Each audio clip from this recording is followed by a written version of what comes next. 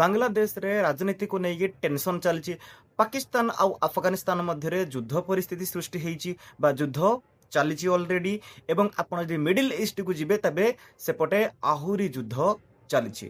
America, Iran, Israel, ତ almost ସବୁ ଦେଶ ଗୁଡ଼ିକରେ କୌଣସି ପ୍ରକାର ନା କୌଣସି ପ୍ରକାର ଯୁଦ୍ଧ ବର୍ତ୍ତମାନ ଚାଲିଛି।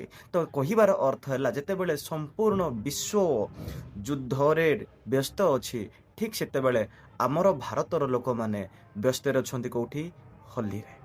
ଆଉ ଆମର ଭାରତର ଲୋକମାନେ ଏହି ଟେନସନରେ ଅଛନ୍ତି, ଏହି ବ୍ୟସ୍ତରେ ଅଛନ୍ତି କି ଆସନ୍ତା କାଲି କି ଖେଳା ଯାଉଥିବା T20 ୱାର୍ଲଡ କପର ରିଜଲ୍ଟ କ'ଣ ହବ। ତ କ'ଣ ଏବେ ଆପଣ କହିବେ କି ଭାରତର ଫରେନ୍ ପଲିସି ଫେଲ୍ ହେଇଛି? କ'ଣ ଏବେ ଆପଣ କହିବେ କି ଭାରତର ଫରେନ୍ ମିନିଷ୍ଟର ଜଣେ ମୂର୍ଖ? ଏବେ ମୋର ଆଖି ସେହି ମହାନ ମୂର୍ଖକୁ ଖୋଜୁଛି ଯେଉଁ ମହାନ ମୂର୍ଖ ଥରେ କହୁଥିଲା ନା ଭାରତର ଫରେନ୍ ପଲିସି ଫେଲ୍ ହେଇଯାଇଛି।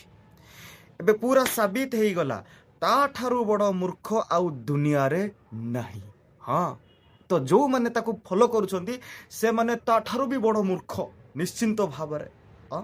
ତ ଏପର୍ଯ୍ୟନ୍ତ ଗୋଟେ ଦୁନିଆରେ ଗୋଟେ ଭ୍ରମ ସ୍ପ୍ରେଡ ହେଇଥିଲା, ଗୋଟେ ଭ୍ରମ ବ୍ୟାପି ଯାଇଥିଲା କି ଝିଅମାନଙ୍କର ଆଣ୍ଠୁରେ ଦିମାଗ ଥାଏ।